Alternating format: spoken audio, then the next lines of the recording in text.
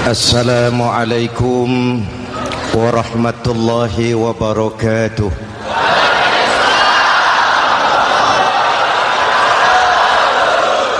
Alhamdulillahillazi ja'ala Ramadhana syahra siyami lil mu'minin. Wassalatu wassalamu ala asyrafil mursalin Sayyidina Muhammadin wa ala alihi wa sahbihi ajma'in, amma ba'du. Para ulama yang saya muliakan, para pejabat baik sipil maupun militer yang saya hormati, alhamdulillah malam ini atas izin Allah, mudah-mudahan yang kita laksanakan ini merupakan bagian dari amal ibadah kita di bulan suci Ramadan ini.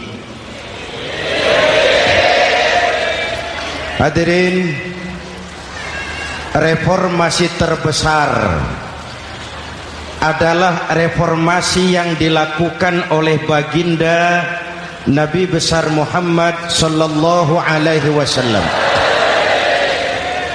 23 tahun merombak satu bangsa biadab menjadi bangsa beradab, merombak umat yang terpecah belah menjadi umat yang bersatu, merombak masyarakat yang tenggelam dalam kemusyrikan menjadi umat yang bertauhid.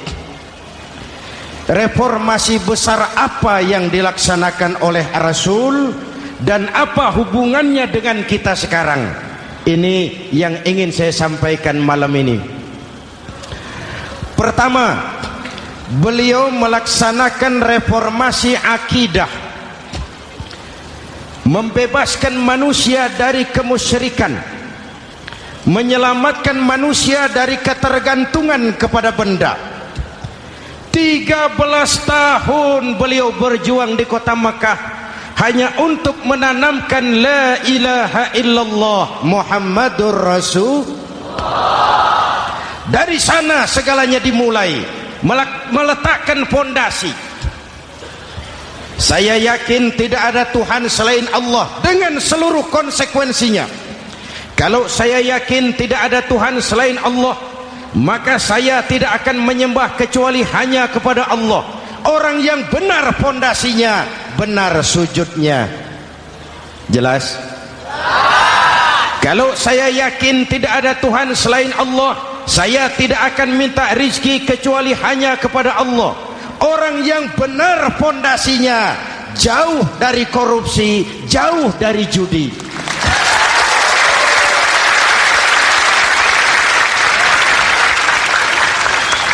Kalau saya yakin tidak ada Tuhan selain Allah, saya tidak akan menggantungkan hidup kecuali hanya kepada Allah. Saya tidak akan melarikan persoalan kecuali hanya kepada Allah.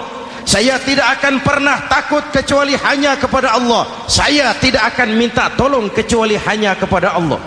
Inilah generator yang membangkitkan seluruh nilai-nilai amal kita. Kita puasa, kita sujud, kita jihad, itu kan karena nilai iman. Betul? Imannya tidak kelihatan, yang kelihatan gejalanya. Mic ini berbunyi karena ada strom. Percaya apa tidak? Kelihatan stromnya?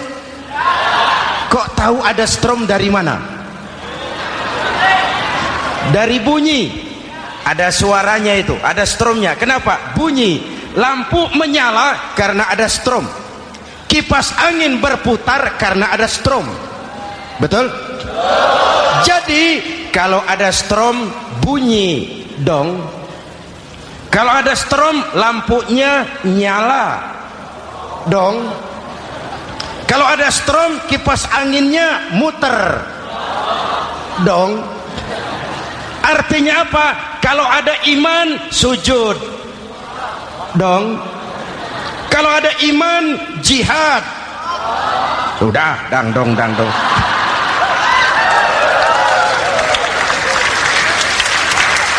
seluruh amaliyah kita hanya refleksi dari nilai-nilai keimanan. Maka dimulai dengan fondasi. Kalau fondasi kuat, apapun yang mau dibangun aman. Kalau fondasi rapuh, apa yang mau dibangun di atas fondasi yang rapuh? Karena itu, dengan tabligh akbar ini, pesan pertama saya, mari jaga nilai-nilai iman kita. Kita masih bergelut dengan zaman susah. Judi kembali merebak, narkoba meracuni remaja dan pemuda-pemudi kita, padahal dua-duanya sumber segala macam kemaksiatan. Judi mendidik orang jadi malas, dan sejarah belum pernah mencatat ada orang jadi kaya karena judi. Yang bangkrut, yang kere, yang melarat banyak.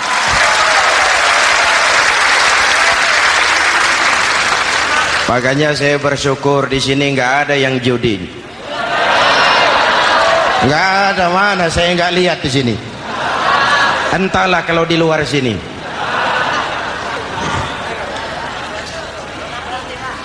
Judi itu penyakit, kalahnya bikin penasaran, menangnya bikin ketagihan. Itulah penyakitnya. Makanya lebih baik makan singkong betulan daripada makan roti mimpi. Ayo, makan singkong betulan, makan roti mimpi, lebih baik mana?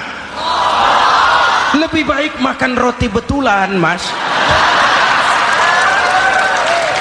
Maksud saya, uang 4-5 ribu rupiah itu daripada belikan togel, daripada dibelikan pakong, daripada dibelikan macam-macam undian judi, lebih baik dibelikan beras, makan sama-sama.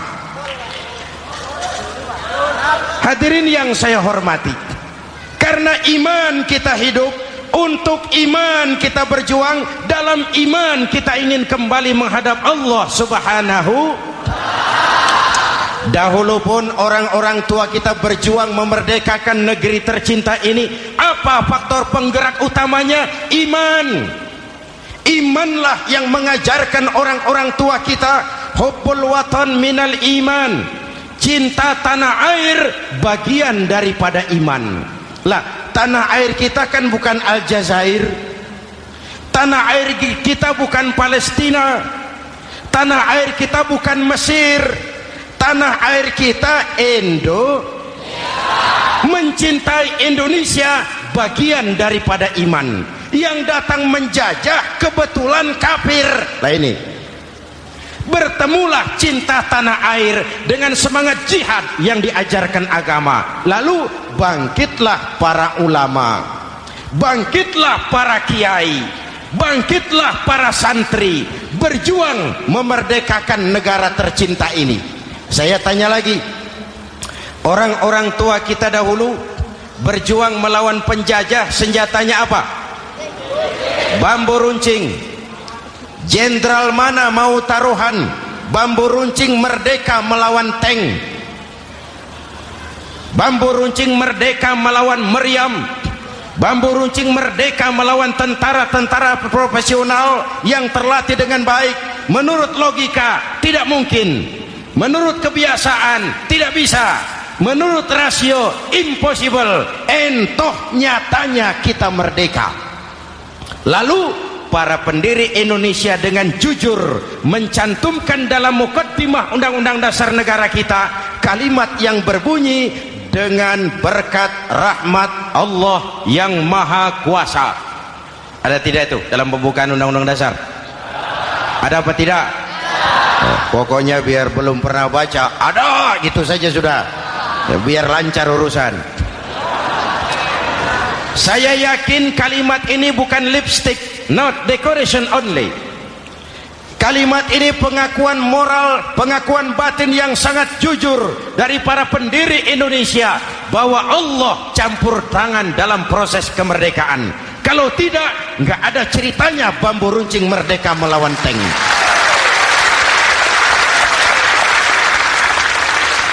Kalau dulu iman untuk merebut kemerdekaan, sekarang iman untuk mengisi kemerdekaan. Betul? Betul? Karena itu jaga nilai-nilai iman, jangan tidur. kita sudah berhasil melaksanakan pemilu, sidang umum MPR sudah digelar, pemerintahan baru sudah terbentuk. Itu kita pilih bersama, kita dukung bersama. Mendukung itu tidak harus selalu iya, kula nuwun sumuhun dawuh kumaha juragan wae oke bos. Mendukung tidak harus selalu iya, mendukung juga memberikan saran, kritik, perbaikan. Kenapa? Di mana-mana di dunia ini kekuasaan cenderung mau menang sendiri, kekuasaan cenderung untuk korup. Karena itu kalau kita cinta kepada pemerintah, kita harus mengawasi jalannya pemerintahan kita ini.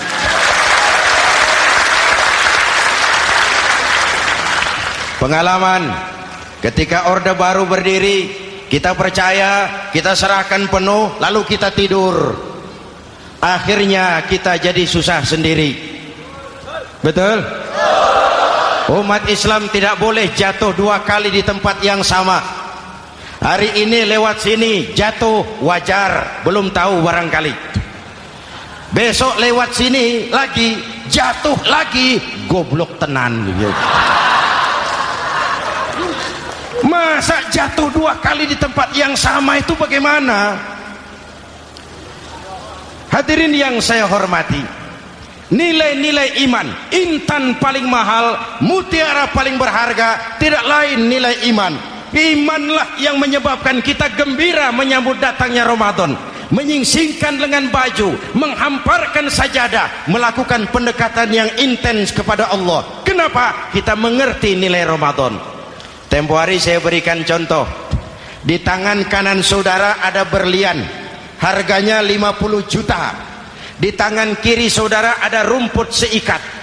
Berlian dan rumput ini taruh di depan kambing. Kira-kira mana yang diambil kambing? Rumput, dasar kambing. Kambing tidak ngerti nilai berlian. Padahal kalau kambing sedikit mau pakai otak. Kalau berlian yang saya ambil, kata kambing, lalu saya bawa ke pasar, kemudian saya jual, harganya 30 juta, lalu dibelikan rumput, dapat rumput sekabupaten. Tapi kambing tidak ngerti nilai berlian. Yang kambing tahu cuma rumput. Kenapa? Hidup kambing cuma melayani perut. Maka kata Imam Ali karramallahu wajhah, orang yang hidupnya hanya untuk melayani perut,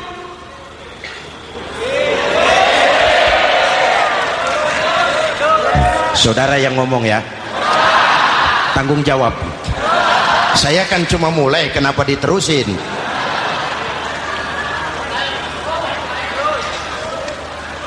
Hadirin yang saya hormati, jaga iman baik-baik, wariskan kepada anak-anak kita. Mereka harapan kita semua.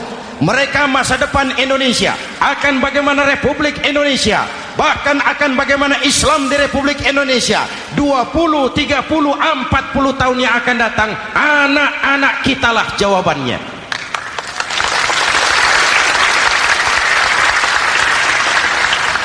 Mereka mau jadi apa, persilahkan, asal iman merupakan landasan hidupnya.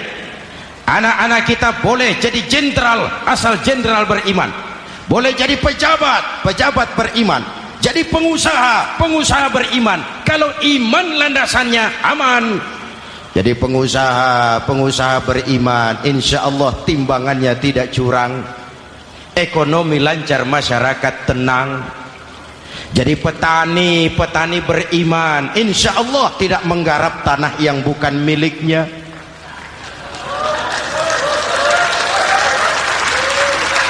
Jadi pejabat, pejabat beriman, insya Allah korupsinya sedikit.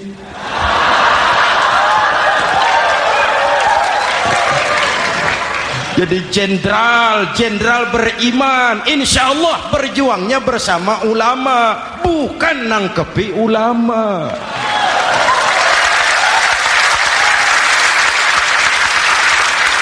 Jadi teknokrat, teknokrat beriman, jadi pengusaha, pengusaha beriman, jadi seniman, seniman beriman, jadi maling.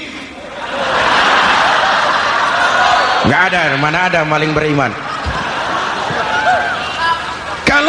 iman landasannya, insya Allah aman. Ini yang pertama. Yang kedua, baginda Nabi melaksanakan reformasi sosial. Berupa apa? Membebaskan manusia dari ras diskriminasi, mengikat manusia dengan tali akidah. Diciptakan kita dari laki-laki dan perempuan, dijadikan kita bersuku-suku dan berbangsa-bangsa. Bahkan Quran memulai dengan kalimat syu'ub, wa ja'alnakum syu'uban wa qabaila. Kami jadikan kamu berbangsa-bangsa dan bersuku-suku agar kamu saling mengenal satu dengan yang lain. Saya ingin mengulangi imbauan saya, mari kita tingkatkan kerukunan. 3 macam kerukunan. Pertama, rukun antar umat seagama. Sesama muslim harus rukun. Ya Pak? Ya Bu?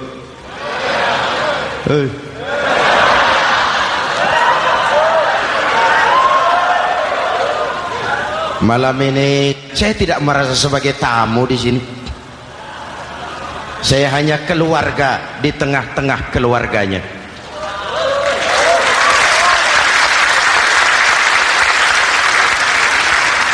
Di sepanjang Jawa kah saya, ke Sumatera kah saya, ke Kalimantan saya, ke Sulawesi saya, ke Irian Jaya saya, kemana saja saya pergi, di mana saja saya berada, saya hanya keluarga di tengah keluarganya.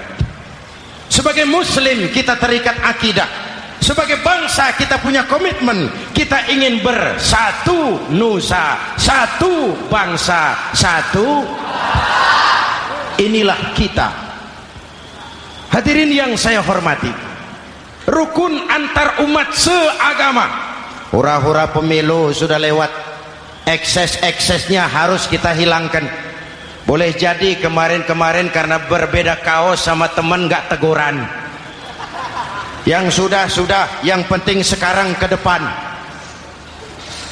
Sudah capek kita rakyat diobok-obok. Sudah datang saatnya kita meluruskan saf, merapatkan barisan, menggalang semangat kebersamaan.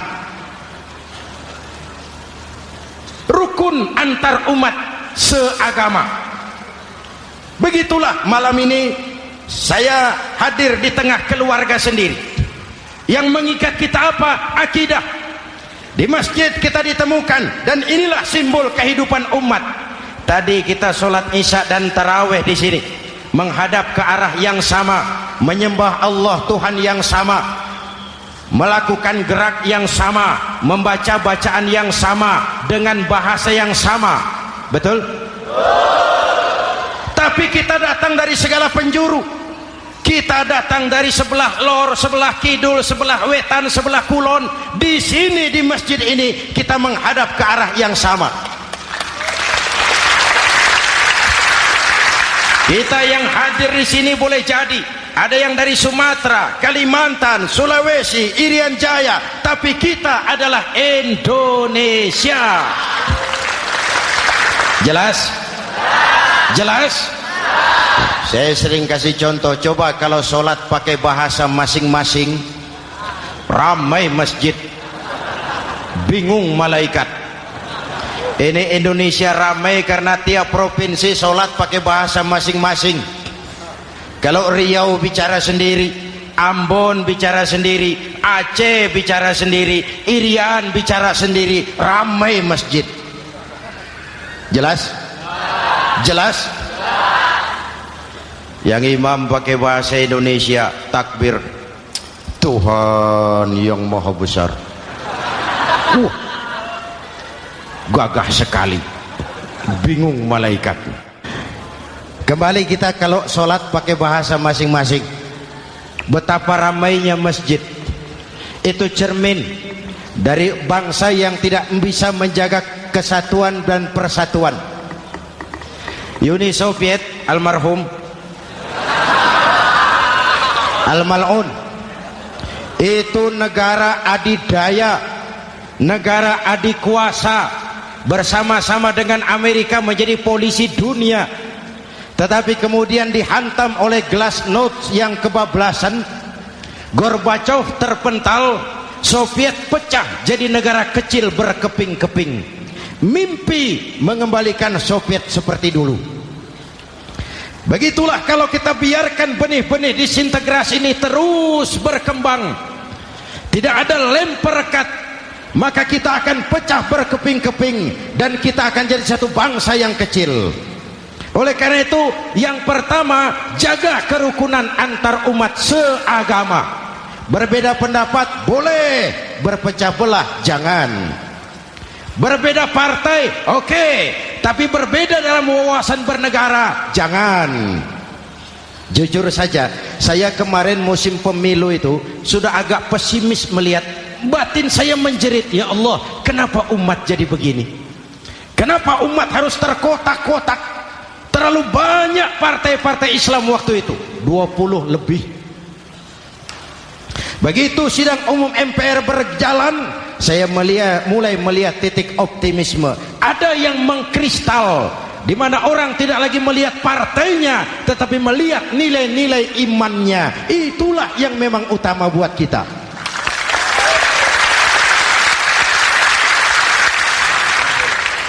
Ini yang pertama, rukun antar umat seagama. Yang kedua, rukun antar umat beragama. Beberapa hari yang lalu ada kejadian yang mengenaskan di Jakarta Timur, Cipayung. Peristiwa penyerbuan Yayasan Dolos.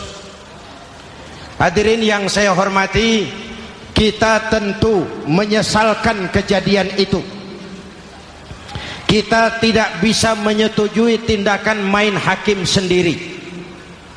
Kita berharap pemerintah bukan hanya bisa menangkap pelakunya, tapi juga yang tidak kalah pentingnya mengusut akar permasalahannya. Kenapa itu terjadi? Kalau cuma pelakunya yang ditangkap, akar permasalahannya tidak selesai, saya khawatir terulang lagi di tempat lain. Inilah yang terpenting, menjaga kerukunan antar umat beragama, saling menghormati, saling menghargai. Jangan melakukan kamuflase, jangan melakukan tindakan-tindakan yang rawan dan peka. Misalnya umat Islam membangun masjid di tengah perkampungan orang Kristen, padahal tidak ada Islamnya di situ. Itu bisa menimbulkan kerawanan.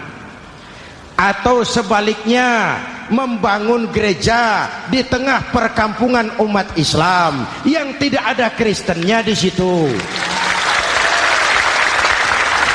Atau sebaliknya, mereknya kegiatan sosial, mereknya kegiatan kemanusiaan, tapi isinya penyebaran agama kepada orang yang sudah beragama.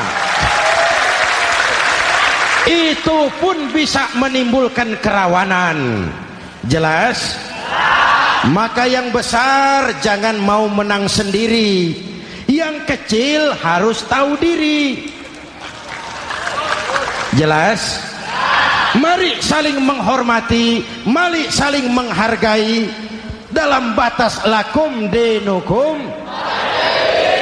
Menangkap pelakunya penting, mengusut akar permasalahannya itu pun tidak kurang pentingnya. Hadirin yang saya hormati, Islam agama toleran, baik dari prinsip ajarannya maupun dari sikap umatnya. Islam agama yang rahmatan lil alamin. Kita punya kewajiban untuk membuktikan bahwa Islam bukan merupakan ancaman. Islam adalah alternatif. Islam adalah solusi. Islam bukan ancaman. Yang hadir di sini bukan perusuh, bukan umat biang kerok. Ini umat yang cinta damai.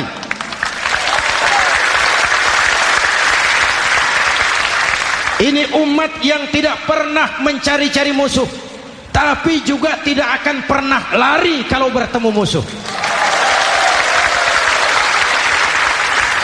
Mari kita jaga kerukunan antar umat beragama. Jangan sampai peristiwa Dolos terulang lagi di tempat-tempat lain. Saling menghargai, saling menghormati. Jangan main hakim sendiri, tapi juga jangan mau menang sendiri. Hadirin yang saya hormati, dengan menjaga kerukunan antar umat beragama, akar keutuhan kita sebagai bangsa semakin terpelihara. Lalu yang ketiga, rukun antar umat beragama dengan pemerintah. Tadi kita sholat di sini ada imam, ada makmum, betul? Kalau makmum siapa saja boleh, Mas. Tidak ada pemilihan makmum. Fikih itu ketat kalau sudah memilih imam. Nih makmum siapa saja. Pak, itu orang pemabuk itu, boleh jadi makmum. Suka mencuri, Pak, boleh jadi makmum.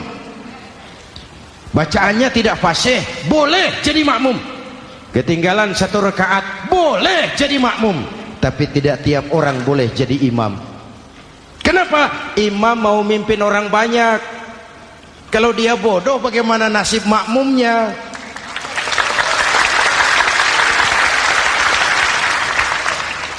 Ada karikatur di Medan, pernah kejadian anak kecil disuruh sholat sama ibunya. Nak, sholat kau. Ah, aku tak pandai sholat, mak. Si Ucok rupanya ini. Kata ibunya, sudahlah, kau ikuti saja bapakmu tuh. Apa yang bapak mau kerjakan, kau ikuti sajalah. Jadilah, mak, kalau ikut saja bisa laku. Berangkatlah anak ini kan, sholat di belakang bapaknya, jadi makmum. Sholat di balai bambu, tidak pakai tikar. Bangun sujud, hidung bapaknya terjepit bambu. Karena sakit dan kaget, refleks bapak ini teriak, aduh. Anak di belakang ingat pesan maknya, ikuti saja bapakmu. Si anak ini malah pakai irama, aduh.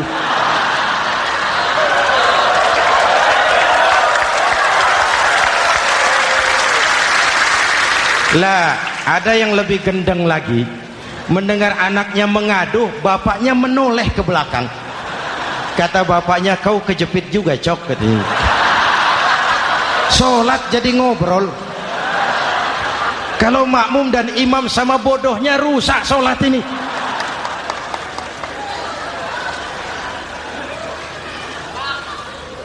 Hadirin yang saya hormati,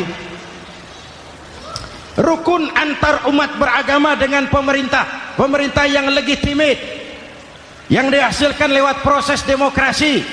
Benarnya kita dukung, salahnya kita tegur, kita kritik, kita perbaiki, kita berikan saran-saran yang baik.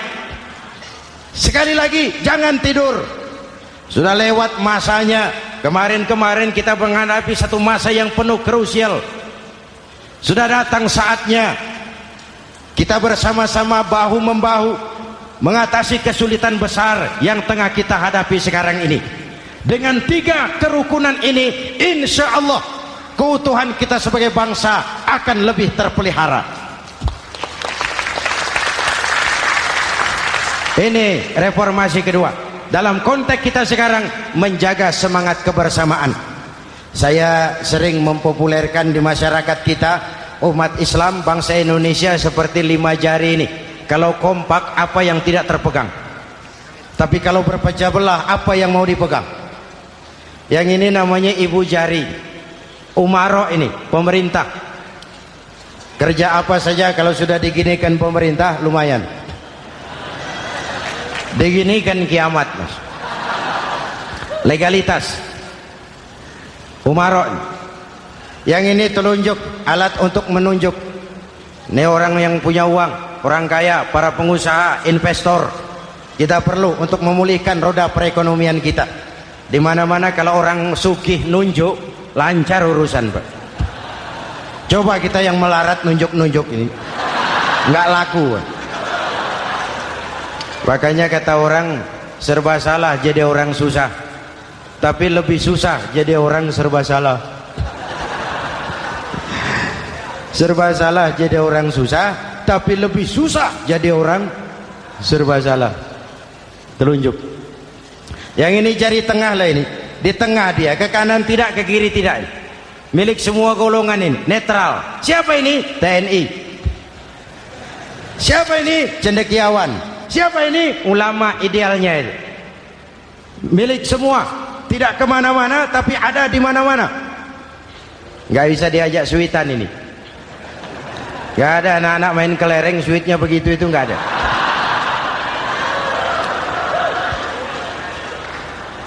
Ini jari manis, remaja, pemuda, masa muda, masa yang paling manis. Semua harapan milik pemuda. Belum pernah saya dengar ada orang pidato para kakek-kakek harapan bangsa, belum pernah. Mesti kalau sudah harapan umat, pemuda, harapan negara, pemuda, harapan agama, pemuda, harapan bangsa, pemuda, harapan pemudi. Jari manis. Yang ini kelingking, jari paling kecil ini. Ini kaum wanita ini. Perempuan. Kecil tapi mantap. Masya Allah.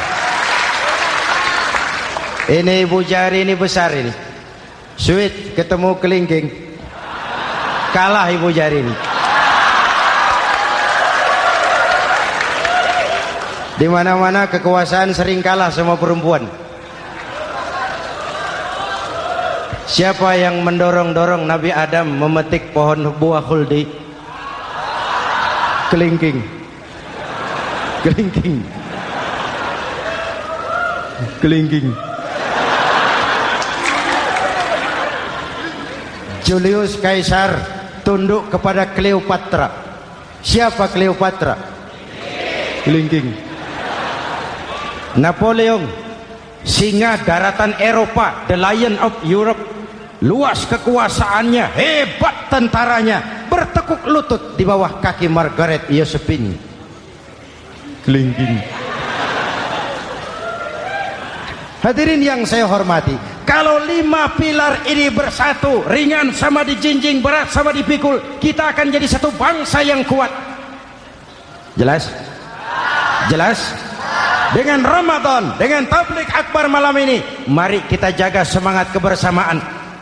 Saya selalu mengingatkan, sekarang lebih banyak tukang kompor daripada tukang lem. Lebih banyak tukang kompor daripada tukang lem.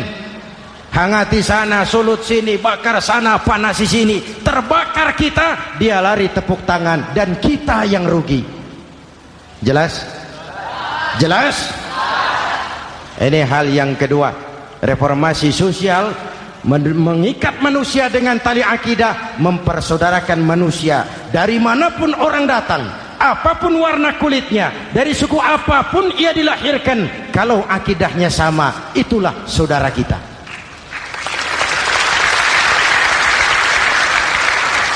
Kembangkan terus kerukunan antar umat seagama, antar umat beragama, dan antar umat beragama dengan pemerintah. Muslim bagaikan satu tubuh. Jikalau yang satu sakit, yang lain ikut merasakan sakit. Muslim bagaikan sebuah bangunan, yang satu sama lain harus saling memperkuat. Ada yang jadi tiang, tentu. Ada yang jadi pintu, memang. Ada yang jadi genteng, iya. Tapi satu sama lain harus saling memperkuat. Tidak bisa genteng ngomong sama tiang. Kata genteng, saudara tiang, kamu sih enak. Saya setengah mati, kata genteng. Hujan kehujanan, panas kepanasan, kadang-kadang anak-anak nakal saya dilontari batu, kata genteng. Yang jadi tiang ngomong lagi, kata tiang, saudara genteng, jangan sembarangan kalau ngomong. Kamu kira kamu bisa nongkrong di atas? Itu gara-gara siapa, genteng? Aku yang topang dari bawah, kata tiang. Kamu jadi anggota DPR, jadi anggota MPR, jadi pejabat, kami rakyat yang angkat.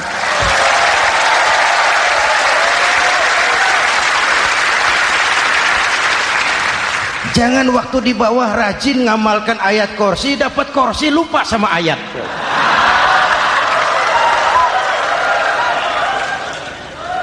Mari ringan sama kita jinjing, berat sama kita pikul, duduk ya kita sama rendah, berdiri kita sama tegak. Tidak ada warga negara kelas 1 di Republik ini. Ini reformasi kedua. Yang ketiga, reformasi menegakkan keadilan, menyelamatkan manusia dari kezaliman. Sebelum Islam datang, sebelum Rasul datang, manusia dibedakan oleh hartanya, manusia dibedakan oleh warna kulitnya, manusia dibedakan oleh keturunannya. Beliau dengan tegas mengajarkan, innallaha la yanzuru ila suwarikum wala ila amwalikum walakin yanzuru ila qulubikum wa a'malikum. Allah tidak melihat potonganmu, Allah tidak melihat hartamu. Yang Allah lihat itu hatimu dan amal perbuatan.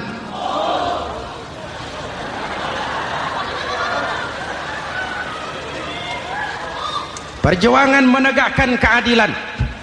Hadirin yang saya hormati, itulah yang menyebabkan reformasi kita menggelinding, menuntut keadilan, baik keadilan di bidang politik, keadilan di bidang ekonomi, keadilan di bidang hukum. Nabi pernah mengingatkan, hakim, kata Nabi, itu ada 3 macam. Al-qudatu salasatun. Hakim ada 3 macam. 1 di surga, 2 di neraka. Hadirin yang saya hormati, siapa yang hakim ke surga itu? Ada hakim yang tahu tentang kebenaran, lalu siap melaksanakan kebenaran itu, menghukum dengan kebenaran apapun resikonya, walaupun dimusuhi atasannya, walaupun bertentangan dengan nuraninya, karena itu orang yang dia sukai, tapi dia tetap melaksanakan hukum. Hakim yang mengerti tentang kebenaran sesuatu lalu melaksanakan hukum dengan kebenaran itu yang akan sampai ke surga.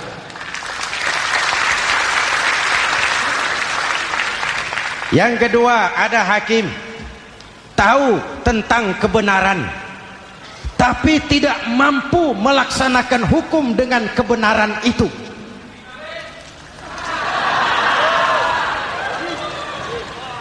Tahu sesuatu itu benar tetapi tidak punya nurani untuk membela kebenaran, mengetahui kebenaran tapi tidak berdaya untuk memperjuangkan kebenaran. Akhirnya hukum dikebiri, yang salah jadi benar, yang benar jadi salah. Itulah realita yang kita rasakan selama ini. Yang baca Quran dengan suara merdu dapat piala, yang mengamalkan Quran dengan konsekuen dapat penjara,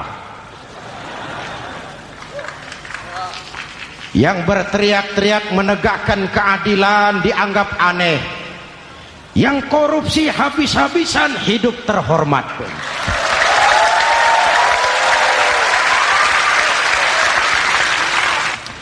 Jadi yang kedua tadi hakim yang tahu kebenaran tetapi tidak mampu melaksanakan hukum sesuai dengan kebenaran, diperkosanya kebenaran, ditekannya hati nuraninya, sehingga ini yang mengakibatkan terlukanya perasaan keadilan.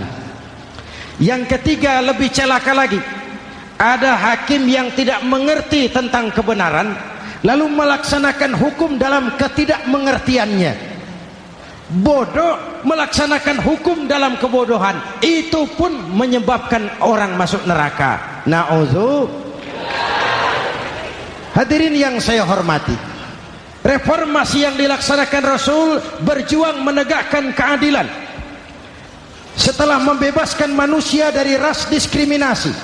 An-nas kulluhum li Adam wa Adam min turab, la fadla li arabiyyin ala ajamiyyin illa bitaqwa. Seluruh manusia berasal dari Adam, Adam diciptakan dari tanah, dan tidak ada kelebihan Arab dengan yang bukan Arab kecuali dengan takwanya. Nah, saya masih ingat sebuah cerita. Mau dengar? Mau dengar? Pada waktu Umar bin Khattab radhiyallahu anhu menjadi khalifah, menjadi Amirul Mukminin, itu yang jadi gubernur di Mesir adalah Amr bin As. Satu saat Amr bin As ingin mendirikan masjid, tapi tanah lokasi masjid itu milik orang Yahudi, ada gubuk di situ. Dipanggil Yahudi ini oleh Amr bin As. Saudara Yahudi, iya. Itu rumahmu ya? Iya. Sudah tahu belum? Belum.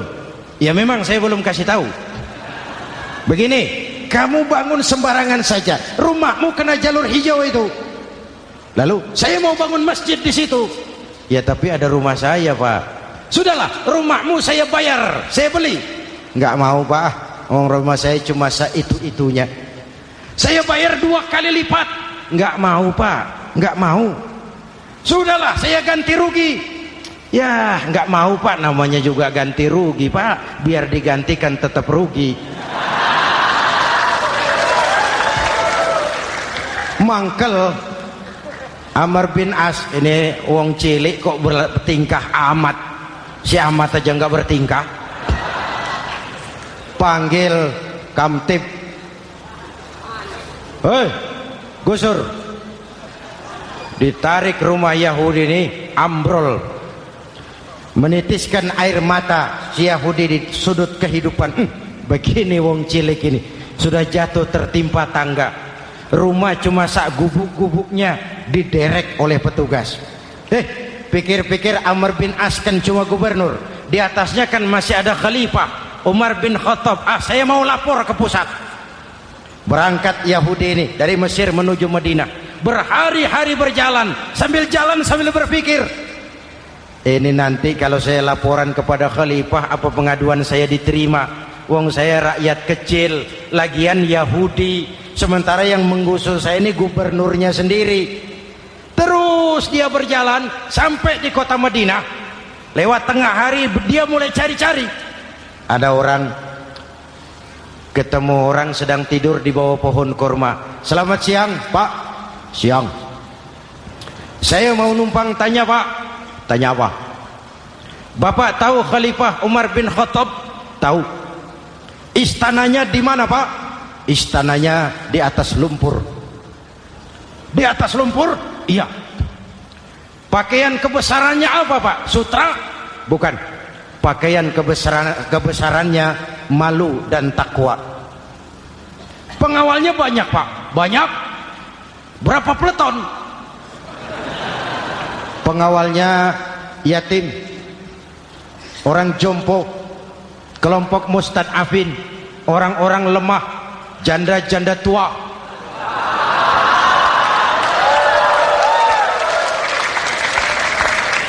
Itu pengawalnya.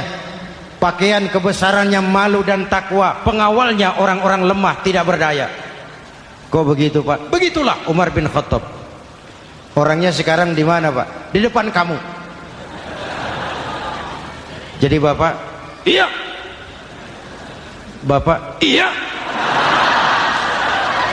Saya Umar. Ada apa, Mas? Oh, yang datang dari Semarang waktu itu. Gini loh, Pak, saya mau menuntut keadilan. Keadilan kenapa? Gubernur Bapak Amr bin As itu, Pak, zalim. Kenapa dia? Gubuk saya main tarik saja, runtuh. Saya nggak punya rumah lagi, wong saya ini golongan makmur, cuma rumah sama sumur. Lalu untuk apa? Katanya dia mau bangun masjid di situ, Pak. Dipaksanya rumah kamu ditarik sampai runtuh. Iya. Yahudi? Ya, Pak. Itu ada tempat sampah ya. Betul, Pak. Di situ banyak tulang unta. Coba kau cari satu tulang unta bawa ke sini. Bingung Yahudi. Pak, saya jauh-jauh dari Mesir ke sini ini mau cari keadilan. Kalau tulang unta di Mesir juga banyak, Pak. Sudahlah, kau ambil saja tulang itu.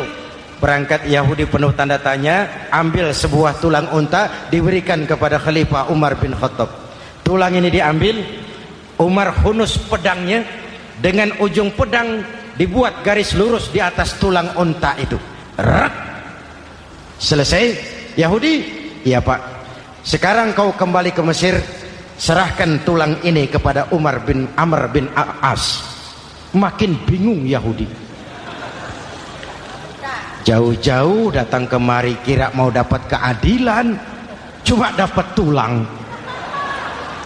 Ya sudahlah, namanya wong cilik. Berangkat dia pulang ke Mesir, berhari-hari sampai di Mesir. Pak Gubernur, ya lapor. Ada apa Yahudi? Saya dari pusat. Loh, kamu dari Madinah? Iya Pak. Ngapain sih kamu ke sana-sana? Nuntut keadilan. Kamu bertemu Khalifah? Ketemu Pak. Terus tulang.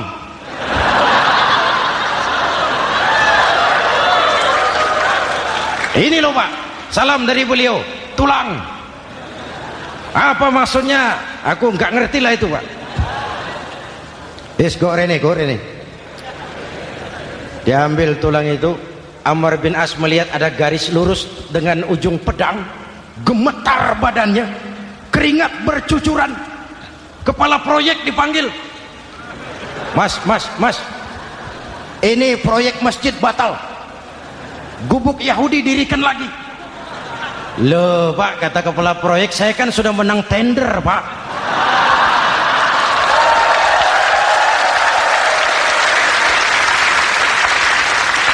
Wes, nggak ada urusan, sampean mau menang mau kalah tender, proyek batal. Itu gubuknya Yahudi dirikan lagi. Yahudi makin bingung. Ada gubernur dapat tulang gemeter. Pak Gob, ya, sebenarnya apa yang terjadi? Apa-apa? Kamu sedikit-sedikit main pusat.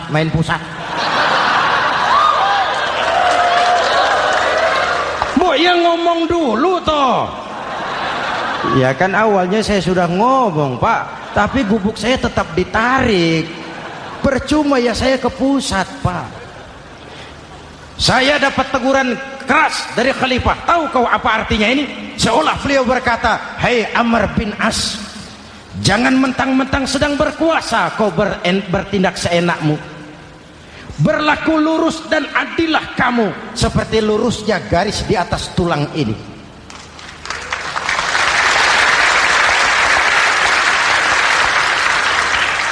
Kalau kau tidak lurus, kalau kau tidak berlaku adil, aku yang akan meluruskanmu dengan pedangku. Itu bahasa simbolik. Siapa yang gak gemeter? Kamu. Pusat. Wedus. Ya ini nek coro kita. Oh Pak, kalau begitu Islam adil ya Pak? Adil. Jadi saya menang Pak? Menang kamu. Padahal saya Yahudi. Tapi menang ya? Menang. Pak sudahlah kalau begitu Pak. Bagaimana? Itu gubuk saya ambil saja Pak. Tanah-tanahnya gubuk-gubuknya Bapak ambil. Silahkan kalau mau dibangun masjid. Tidak cuma sekadar itu Pak. Mulai hari ini Bapak dengarkan, asyhadu an la ilaha illallah wa asyhadu anna muhammadar rasulullah.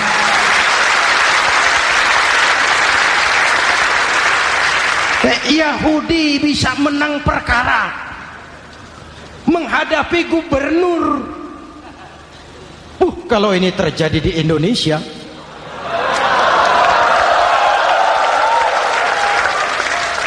amin. Oke, lalu siapa pemimpin adil itu? Setiap kita kan pemimpin. Presiden pemimpin di negaranya, gubernur pemimpin di provinsinya, bupati pemimpin di kabupatennya, Pak Camat pemimpin kecamatannya, Pak Lurah pemimpin di kelurahannya, suami pemimpin di rumah tangganya, anak muda pemimpin bagi dirinya. Dan setiap kita akan dimintakan tanggung jawab.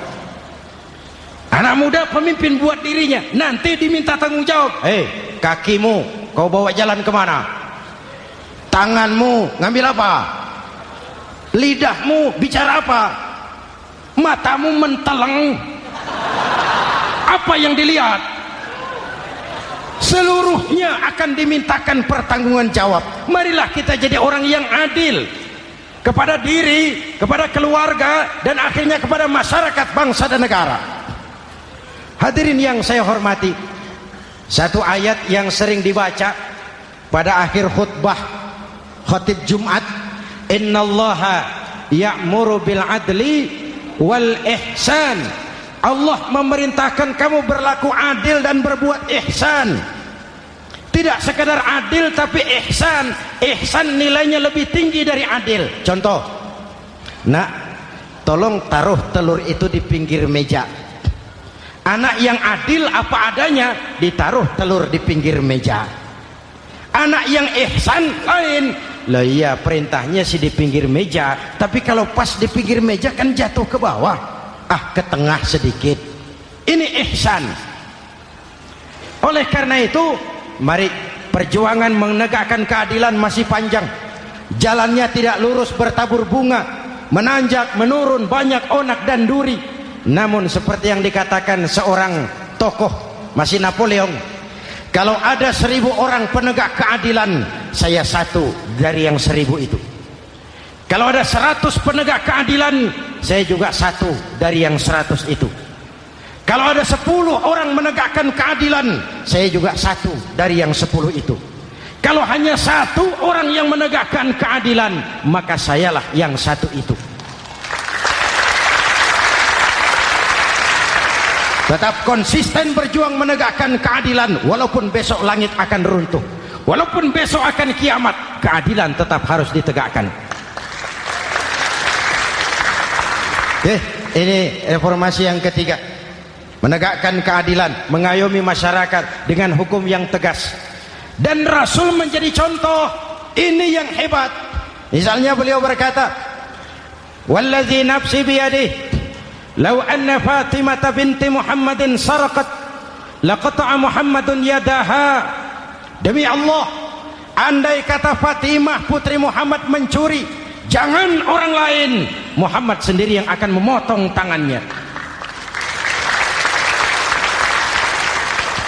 Hukum berwibawa, masyarakat terlindungi. Kenapa? Nabi jadi contoh. Jelas? Beliau mengajarkan orang beramal. Kepada putrinya beliau mengatakan apa? I'mali ya Fatimah, i'mali fa inni la ughni anki minallahi syai'a. Fatimah, beramal kau. Fatimah, beramal kau. Fatimah, solat kau. Fatimah, puasa kau. Fatimah, zakat kau. Fatimah, haji kau. Kalau kau tidak beramal Fatimah, aku ayahmu Rasulullah tidak akan sanggup membelamu di akhirat nanti. Ini keadilan. Tidak mentang-mentang putri kesayangan Nabi lalu sudah Fatimah kamu nggak sholat nggak apa-apa, nanti di akhirat ada papi. Jauh dari semangat nepotisme. Putri beliau sendiri ditekankan, i'mali ya Fatimah fa inni la ughni anki minallahi syai'a. Beramal kau Fatimah, kalau kau tidak beramal, aku ayahmu tidak akan sanggup membela kamu di akhirat nanti. Inilah inti dari nilai keadilan. Jauh dari nepotisme, apalagi kolusi. Hadirin yang saya hormati, lalu saya masuk kepada yang keempat. Reformasi keempat yang dilaksanakan oleh baginda Rasul, menyelamatkan manusia dari gaya hidup sekuler, menyelamatkan manusia dari gaya hidup materialis, mengajarkan keseimbangan. Ada hidup sesudah mati, ada akhirat sesudah dunia. Betul? Betul? Kalau saja tidak ada hidup sesudah mati, kalau saja tidak ada akhirat sesudah dunia, persilahkan hiduplah saenae, nek perlu saenae udelmu dewe. Sayang. Ada hidup sesudah mati, ada akhirat sesudah dunia. Ini semua calon-calon jenazah.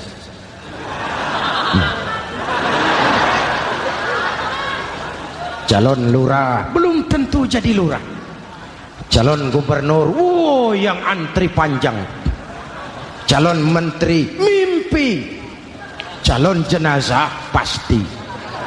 Betul? Karena ada hidup sesudah mati, ada akhirat sesudah dunia. Ini jadi rem. Saya kepengen kaya, tapi kalau menipu orang bagaimana dikubur?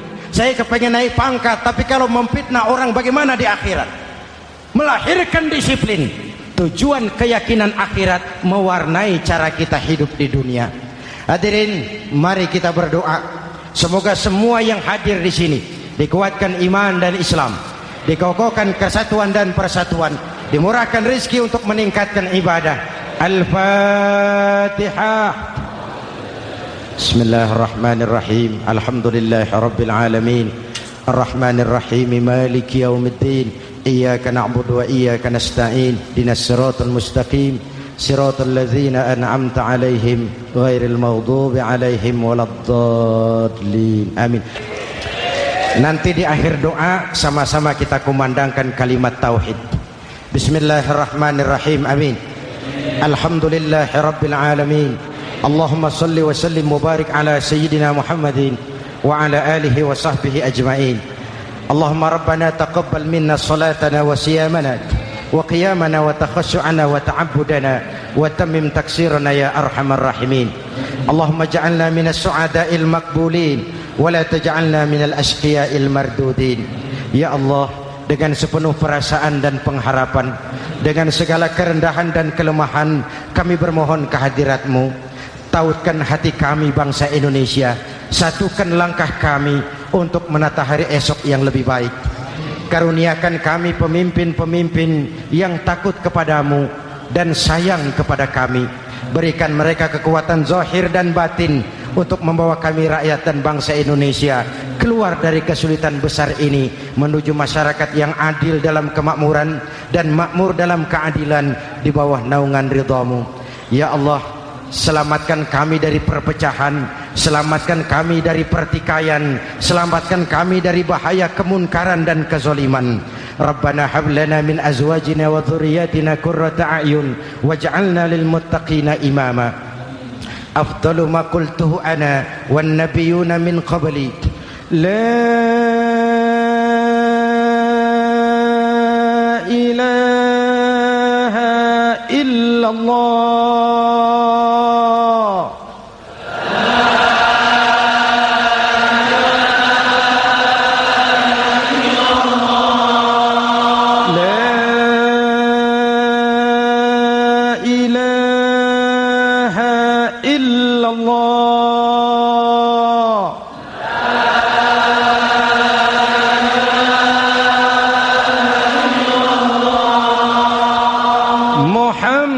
Muhammadur Rasulullah.